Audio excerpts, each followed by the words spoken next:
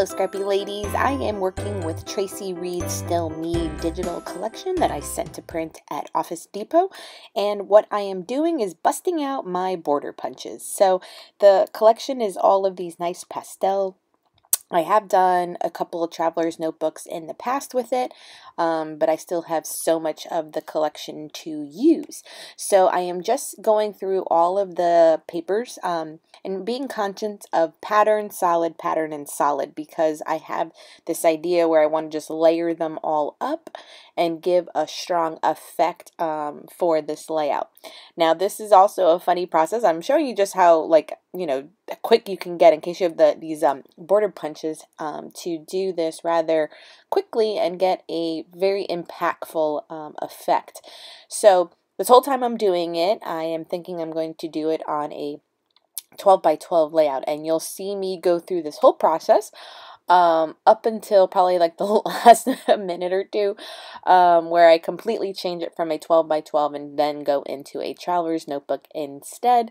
And I'm glad I made that choice, but it just goes to show that you may have an idea of how a layout is going to go, formulated in your head, and when it comes down to it, it just didn't work out quite well, but on maybe a smaller scale, it works out perfectly. And so that's what happens right now. So here I am just gathering them up. Like I said, I was being conscious because I wanted to showcase each of the patterns in this collection.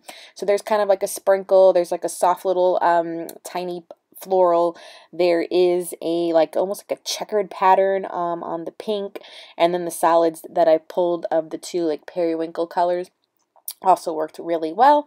And so this is kind of like the alignment that I have, and I'm putting them down in these strips because here's where I was like, okay, I'm gonna like have it peek through something that I cut with my silhouette, and I thought about making it a circle, and here I am like, let's bring more attention and have it go on a diagonal, and I'm liking that idea a lot.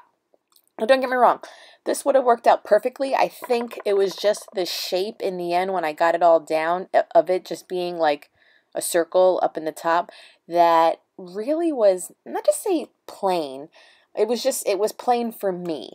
And I feel like maybe if I would have just maybe done it into like a shape of a heart and had all these paper edges behind, a heart may have been better. But you know, hindsight's always 20/20, so you live and you learn. Maybe I'll do it again with another paper collection and do a heart and be able to showcase like all the pattern papers, because that's what's actually really good about this kind of technique, in case you're ever wanting to use like every paper in a collection because you love them, is something like this. I've even seen this technique done with strips of paper, and if you have a what do they call them, the fringe scissors, that could work too, and getting it nice and dimensional. And so I'm looking ahead to a title, and I'm doing one of the journaling cards from the set, and I'm like, I literally put it all down, and I'm like, no, I don't like it. So we're gonna cut this all down, and I'm gonna put you in a traveler's notebook spread. Really, I probably could have used both sides then, but I like lined it up perfectly so that it took the entire left half of my layout in my traveler's notebook, and then it was like perfect for the layout. And I still used the pictures. The pictures are of like Valentina in a cute little spring dress when we visited my mother in Sarasota. So the colors in her dress being yellow and stuff worked perfectly. And so yeah, that is how it will kind of end up. Kind of simple on the other side. These are all like embellishments from the collection as well, and I have them all popped up on Fun Foam.